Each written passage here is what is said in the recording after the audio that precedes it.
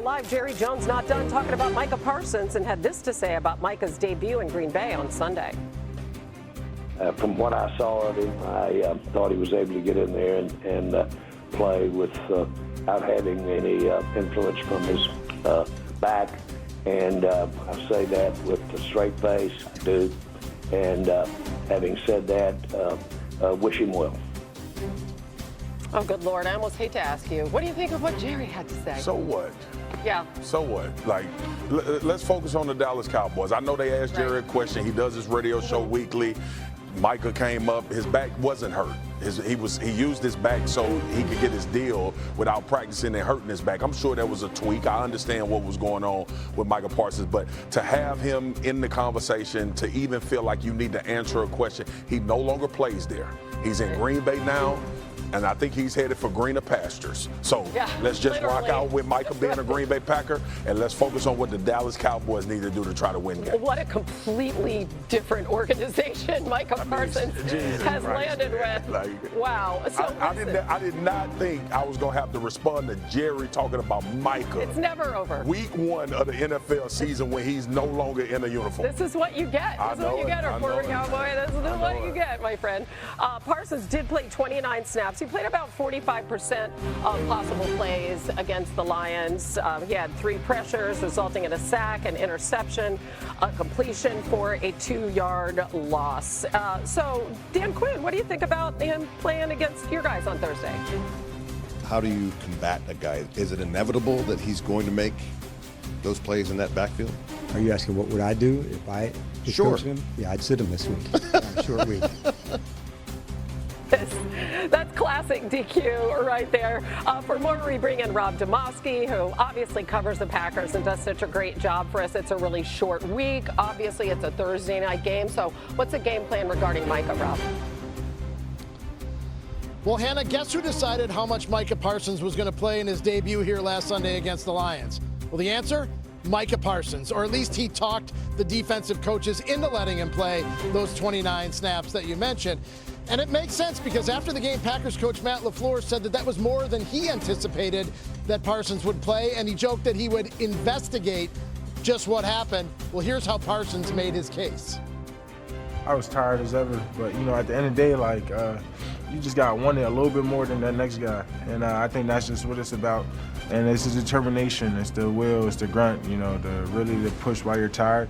Because I told them, the other day when they were talking to me about the snap count, I was like, man, we can run gassers, we can be in practice, and you give me these plays, we can run to the ball. But I was like, at the end of the day, you got to let me push through some things. You got to let me, get tired and get wore out there, so that way I can become better and get better from it.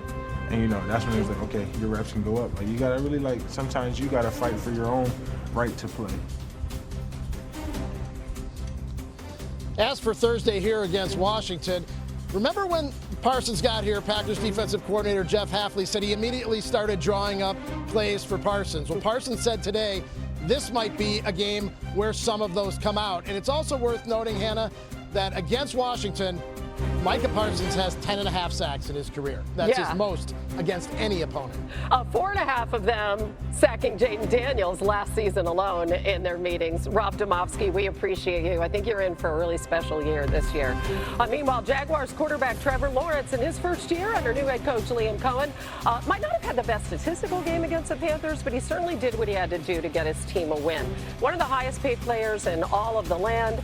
Lawrence is now working under his 3rd offensive system in 5 years, went 19 for 31, a touchdown, an interception, added another 12 yards on 4 carries. Hey, let's go to the dynamic duo. Break it down for us, Dan and Mina. Week 1, confidence is back, at least for that time, for Trevor Lawrence, and that's what good play callers, good coaching does. Trevor Lawrence, for a year and a half now, has struggled with just letting the football go. You're going to get an internal pressure, linebacker replace. It's 3 deep, 3 underneath.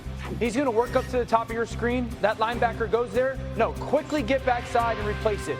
Now 2nd and 8 becomes a first down for our offense. Trevor Lawrence didn't do that last year. This time it's a short in and a corner route up top. That nickel defender tells you what to do with the football.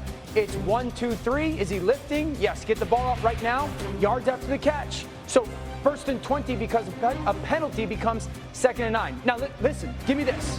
You give me this, you got a top 5 player at the position. Look how early he cuts this ball loose in the deep curl. That ball's coming out right now. You got 3-4 defenders sitting in that tight zone staring at you.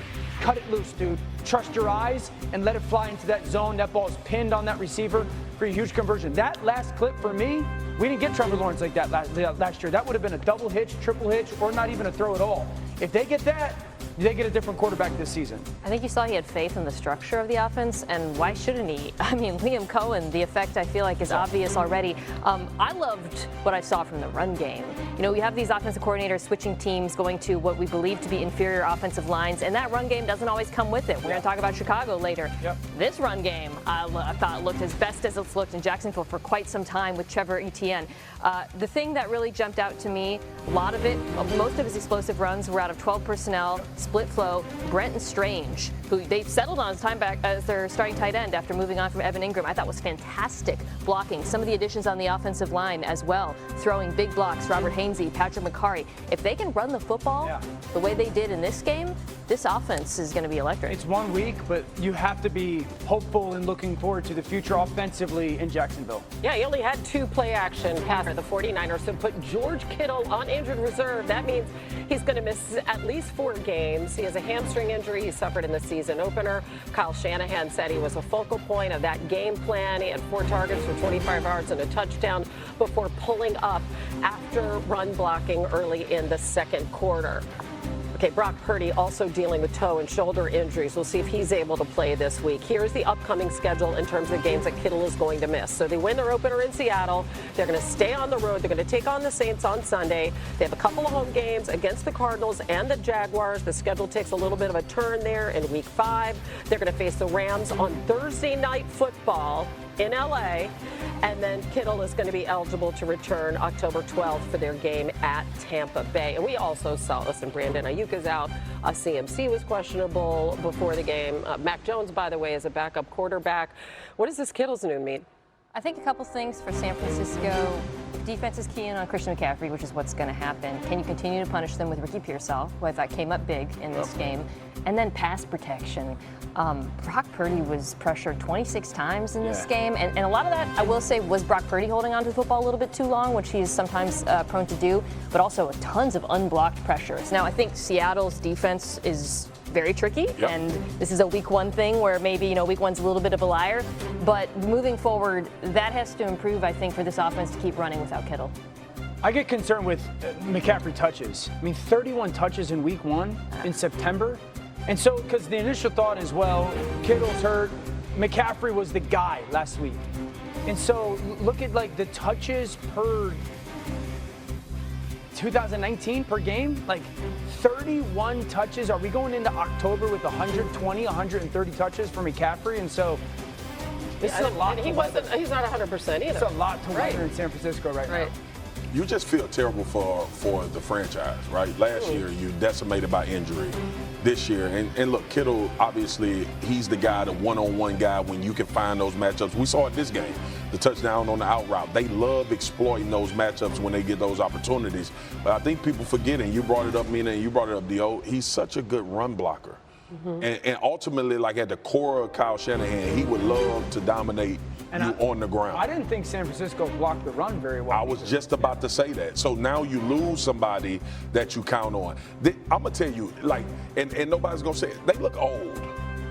San Fran looks old. Yeah. They don't look, you remember that burst and that pop that we used to see from this team? Now, again, they've suffered so many injuries. Dudes walked out of that building. I'm even thinking about the defensive side. Drake Greenlaw no longer there. Tyler Ufunga. We talk about like kind of demeanor type guys. So you kind of ushering in this new wave. And I talked about it before the season. I didn't know if San Francisco, I didn't think they would ever be bad. I think their head coach and that staff that they put together is too good for them to be a bad football team. But it's almost like this team is in rebuilding. I just think they got to be really they can't smart. stay healthy. They got to be really smart with how much is too much for McCaffrey in September. Yep. We have some more news coming in, you guys. Fast and furious here on this Tuesday on NFL Live. So the NFL has come to a decision on a punishment for Jalen Carter's spitting incident from last week's opener. He spit on Dak Prescott and was ejected from the game. Adam Schefter reporting that Carter will be fined just over $57,000, noting that the ejection will essentially serve as a one-game suspension. He missed the entire game, meaning that Carter will be available to play this week. His agent, Drew Rosenhaus, said that his client will not appeal the decision. And more coming in here, more top stories starting at Pittsburgh. The Steelers have signed former Patriots safety Jabril Peppers, adding some depth and experience to that secondary, with safety Deshaun Elliott expected to miss some time with a knee injury. Peppers certainly could see some meaningful snaps sooner rather than later. And look who's at it again, Howie Roseman. The Eagles have traded for running back Tank Bigsby, sending their 2026 5th and 6th round picks in the deal to Jacksonville. So Philly adds another weapon to that deep and talented running back room. They've been awfully busy. Got Zadarius Smith as well. Meanwhile, a developing story on NFL Live. The estranged wife of Dolphins wide receiver Tyreek Hill has alleged that he committed domestic violence in 8 separate incidents beginning in January of 2024. That's about 2 months after they were married. The allegations were made in court filings related to the couple's divorce case. Hill has not been criminally charged, and it is unclear if police are investigating. Hill's